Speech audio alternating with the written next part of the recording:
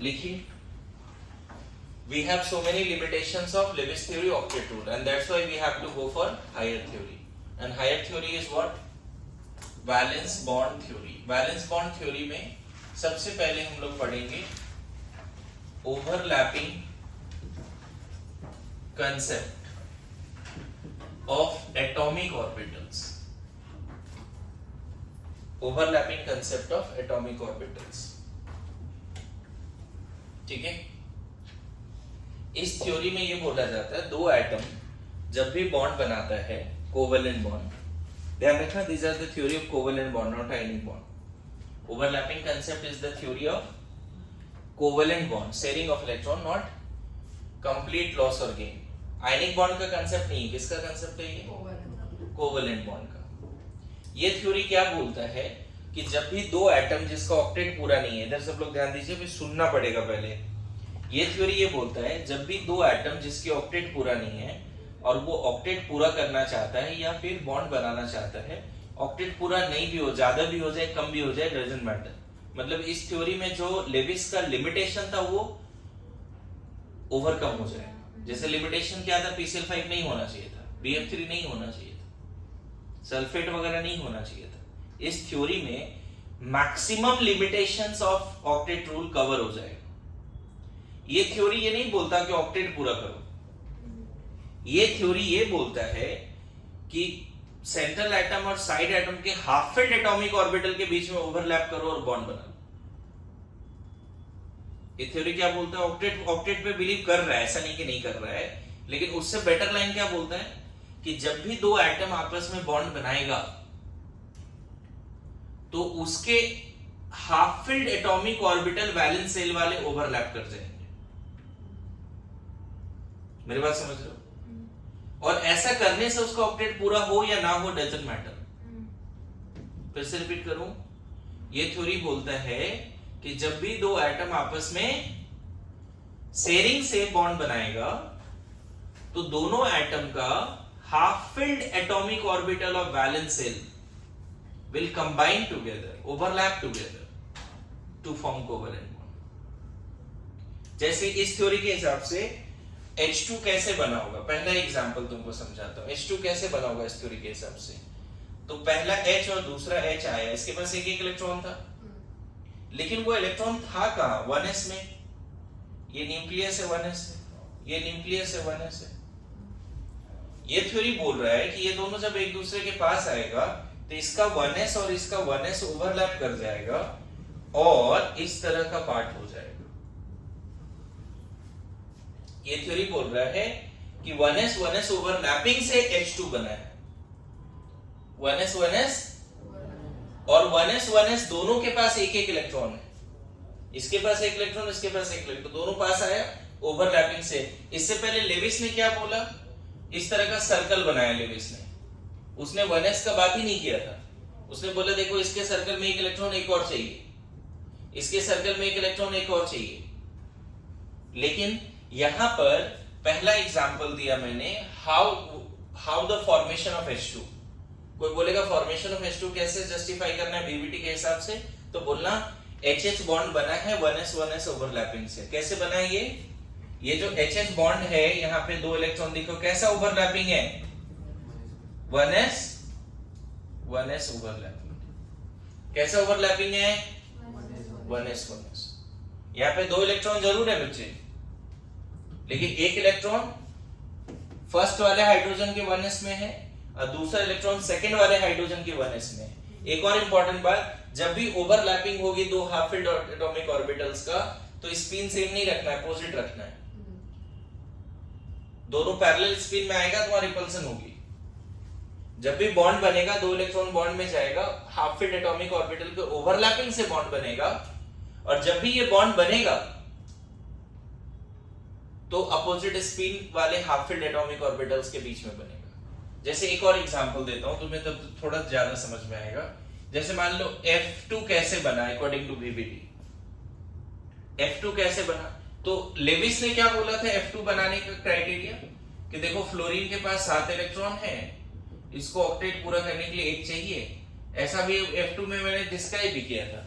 Levi's के हिसाब से एक इलेक्ट्रॉन इसने शेयर किया, एक इसने शेयर किया और बन गया F2। अरे यस नो, लेविस ने ये बोला, लेकिन VBT क्या बोलता है? देखो F2 कैसे बना, VBT ध्यान देना। पहला फ्लोरीन लिखो 1s2 2s2 2p5। पहला फ्लोरीन के पास वैलेंस सेल में कितने हाफ फिल्ड है? एक। फर्स्ट फ्लोरीन के वैलेंस सेल में कितने हाफ फिल्ड है? एक। दूसरे फ्लोरीन का भी सेम सिचुएशन होगा बच्चे, कोई दिक्कत? तो फर्स्ट फ्लोरीन का जो एक हाफ फिल्ड है वो कहां पे? P में। P का शेप हमें पता है, डम्बेल होता है। दूसरे फ्लोरीन का भी जो एक हाफ फिल्ड है वो भी कहां पे है? P में। रेयसनो, तो यहां पे दोनों फ्लोरीन जब एक दूसरे के तरफ आएगा तो फर्स्ट फ्लोरीन का P सेकेंड फ्लोरीन के P से ओवरलैप कर जाएगा। बाकी सब इलेक्ट्रॉन को भूल जाओ, ये सारे इलेक्ट्रॉन भूल जाओ। हाफ फील्ड जो है उसको ओवरलैप करा दो, हाफ फील्ड जो है उसको ओवरलैप करा दो। मतलब FF बॉन्ड कैसे बना है बच्चे according to VBT? 2p 2p overlapping. जैसे HH बॉन्ड कैसे बना है? VBT के हिसाब से FF बॉन्ड कैसे बना है?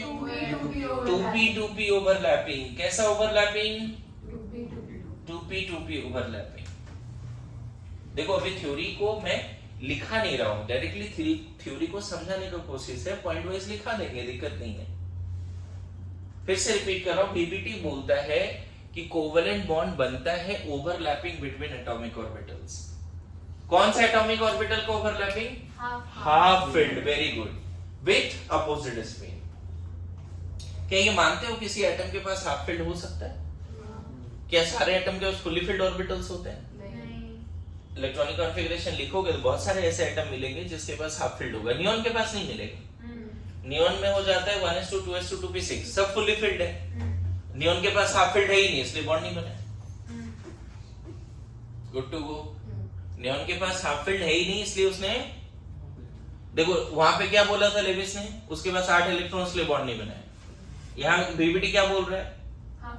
हाफ फील्ड नहीं, इसलिए बॉन्ड नहीं बनाया। ऑक्टेट का बात ही नहीं कर रहा है ज्यादा। समझ में आया क्या बात है? लिखो, पहले इतना लिखो, फिर थ्योरी एक बार पढ़ते हैं, फिर आगे तरीके से लिखेंगे। गेस करो O2 कैसे बना होगा? O2 अकॉर्डिंग टू VBT कैसा ओवरलैपिंग हुआ होगा O2 में? H2 1s 1s से बना, F2 2p 2p से बना। O2 कैसे बना होगा? Any idea? According to VBT, can you tell me what are the overlappings while the formation of O2? तीसरा एग्जांपल दे रहा हूं, देखो O2 में पहले ऑक्सीजन का कॉन्फ़िगरेशन लिखो। पहला ऑक्सीजन 1s2 2s2 2p4। कितना हाफ फील्ड है इसके पास? दो हाफ फील्ड है। दूसरा ऑक्सीजन भी सेम सिचुएशन में है। अब दो ऑक्सीजन जिसके पास दो हाफ फील्ड है, सिर्फ मैं दोनों का हाफ फील्ड दिखा रहा हूं, चलेगा? दोनों का हाफ फील्ड दिखा रहा हूं, बताओ दोनों का हाफ फील्ड क्या हम इस तरह से दिखा सकते हैं? गौर करना, इसके पास हाफ फील्ड है, मान लेते हैं 2px, तो इसके पास भी एक हाफ फील्ड कौन सा होगा? 2px। बोलो। दूसरे ऑक्सीजन के पास, इसके पास अब दूसरा हाफ फील्ड क्या ले ले? 2pz। तो इसके पास भी दूसरा हाफ फील्ड क्या होगा? 2pz। अब दोनों को x एक्सिस के अलोंग एक दूसरे के तरफ लाओ। जिस एक्सिस के तरफ एक दूसरे के तरफ लाओगे उसको बोलते हैं इंटरन्यूक्लियर एक्सिस। x एक्सिस के तरफ एक दूसरे की तरफ लाओगे तो पता है क्या सिचुएशन एराइज होगा? गौर करना, गौर कर, कैसा ओवरलैपिंग होगा बीच में? रेड वाला लोब्स रेड के साथ ओवरलैप कर जाएगा, बोलो, और ग्रीन वाले के साथ यहां दिखेगा नहीं, लेकिन वो ओवरलैप करता है, इलेक्ट्रॉन क्लाउड है। ओवरलैप यहां भी हुआ है, पता है? ओवरलैप यहां भी हुआ है, यहां पे डबल बॉन्ड बन गया बच्चे। एक ओवरलैपिंग से, रेड वाले ओवरलैपिंग से एक बॉन्ड बना और ग्रीन वाले ओवरलैपिंग से भी एक बॉन्ड बना। मैं बताऊं, अब तुम्हें समझ में आ रहा होगा कि ये वाला रेड वाला ओवरलैपिंग जो है एक्सियल है, उससे सिग्मा बॉन्ड बना। देखो 2p 2p ही है दोनों जगह पे, ये 2p ओवरलैपिंग है, लेकिन एक्सियल एक्सिस के लॉ। रेड वाला जो ओवरलैपिंग है वो कैसा ओवरलैपिंग है? एक्सियल। और इससे क्या बना? तो VBT has explained the concept of sigma and pi bond.